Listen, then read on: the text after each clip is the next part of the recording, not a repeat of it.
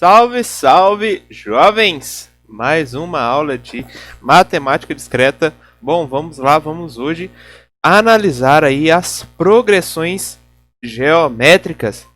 Lembrando aí que na última aula, nós vimos a progressão aritmética, que é aquela que depende de uma soma entre os elementos, entre os termos. A progressão geométrica vai ser aí um pouco diferente, vocês vão ver que ela não tem tanta diferença assim, é mais na produção dela, como é que ela vai ser desenvolvida, como é que ela vai ser preenchida.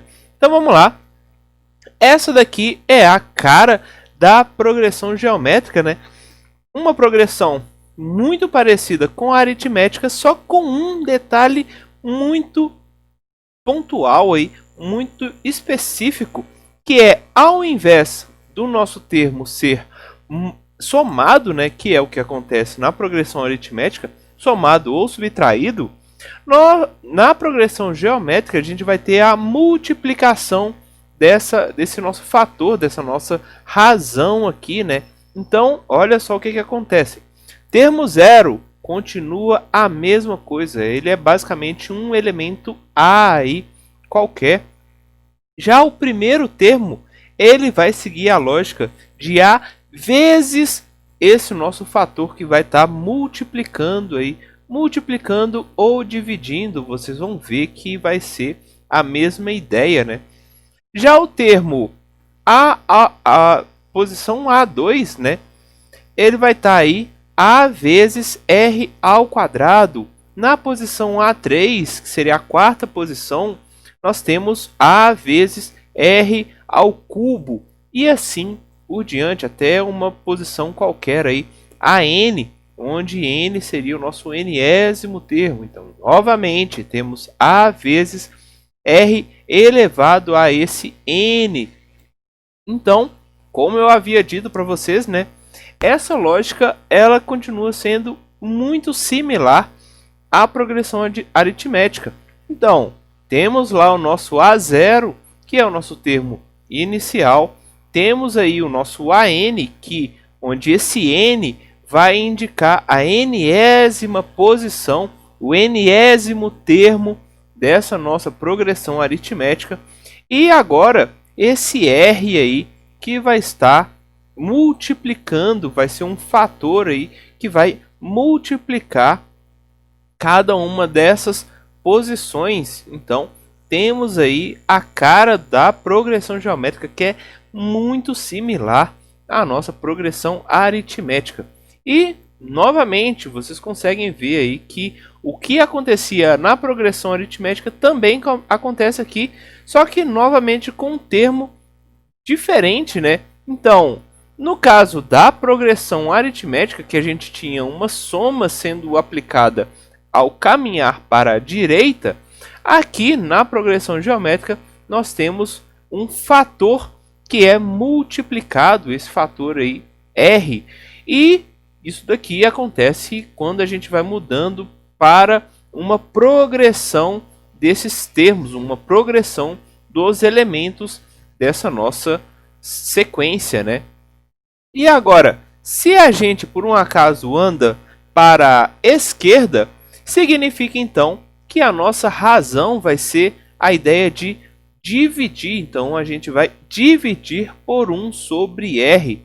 Então, temos aí 1 sobre R vindo aqui do AN mais 1 para o AN, do A4 para o A3 também a diferença, a comparação dos dois termos vai ser aí dada por 1 sobre R e assim por diante. Todos os termos vão seguir esta mesma lógica, tranquilo? Ou seja, não tem tanta diferença aí. Só tem algumas diferenças que a gente vai perceber agora, mais na aplicação. Então, olha só. Vou mostrar para vocês aqui dois casos relativamente simples, onde vocês vão perceber que existem aí algumas coisas que vão estar muito mais associadas a essa multiplicação de termos, que quando a gente faz simplesmente uma progressão aritmética, a gente não consegue ver esses essas características acontecendo. Então, olha só, vamos lá. Vamos no primeiro caso, no primeiro exemplo aqui, a gente vai considerar uma sequência que é dada aí o nome de Bn. Então, a gente tem n termos, um B com B aí, chamando esses termos, né?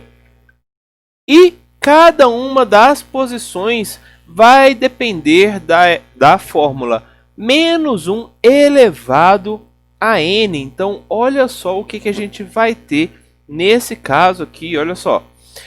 Bom, da mesma forma que acontecia na progressão aritmética, né? A gente tem o termo número 0, que vai ser b com n igual a 0. A gente tem o segundo termo, b1, b2, b3 e assim por diante.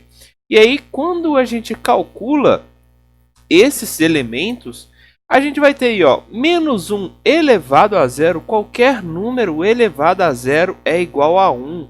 Então, temos aí 1. Já no caso de menos 1 elevado a 1, é menos 1. Agora, menos 1 ao quadrado seria menos 1 vezes menos 1. Então, a gente tem mais 1 novamente. Menos 1 ao cubo, então menos 1 aqui, ou seja, qualquer termo multiplicado aí desse menos 1 multiplicado por um elemento par vai ser o valor igual a mais 1, então 1 positivo. Então está aqui para 0, para 2 e para 4. Agora, no caso de termos ímpares, a gente vai ter o resultado sendo menos 1. Ou seja, temos aí basicamente uma alternância de valores. Então ele vai ser 1, menos 1, 1, menos 1, 1, menos 1 e assim por diante. Ou seja, quando a gente coloca isso numa sequência, a gente consegue aí descobrir qualquer termo e esses termos vão estar sempre associados aí a essa alternância de valores. Tanto é que quando a gente calcula Bn, ele vai dar aí menos 1 elevado a n. E olha, o Bn mais 2 também vai seguir esta mesma lógica de menos 1 elevado a n. Ou seja, quem determina o sinal desse nosso elemento vai ser basicamente o n. Então, temos aí uma característica dessa alternância de valores. Bom, já no segundo exemplo que eu gostaria de mostrar para vocês, que também é uma coisa muito comum que a gente vai ver aí mais para frente, que vai ser também um ponto muito crucial para a gente entender, para a gente aplicar algumas dessas informações, né? Esse exemplo eu vou verificar para vocês, vou mostrar para vocês uma tendência. A gente consegue verificar que essa sequência está aí caminhando para um valor, então ele tem uma tendência a um determinado valor. Por exemplo, nesse caso, a gente coloca aí um meio elevado a n. Então, o que seria este meio elevado a n, essa sequência? Então, olha só o que está acontecendo nesse caso. Temos aí meio elevado a 0, novamente é igual a 1. Meio elevado a 1, que é meio. Meio elevado a quadrado, que é 1/4. Depois 1/8, 1/16 e assim por diante. Então, olha só o que a gente tem. O meio está aqui, 0,5. 1/4 é 0,25. 1/8, 0,125. 1/16 é 0,0625. Ou seja, se vocês não estão percebendo ainda, à medida que a gente fosse aumentando o valor de n, a gente vai ficar cada vez mais próximo do valor zero.